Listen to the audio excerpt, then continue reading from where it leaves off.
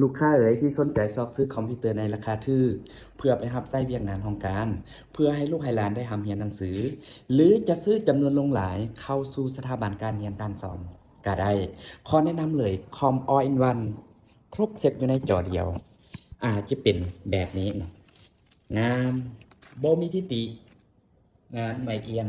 จะเป็นยี่ห้อตระกูลของ Intel รุ่นนี้นี่ออกแบบมาแบบทันสมัยนะ บ่มีเคสมีจอแบบนี้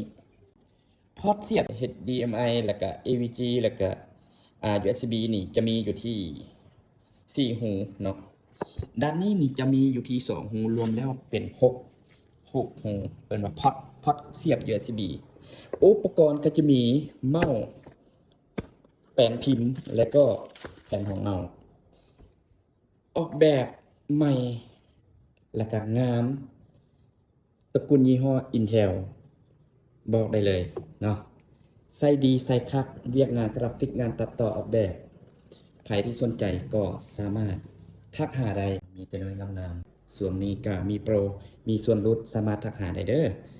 ขอขอบใจ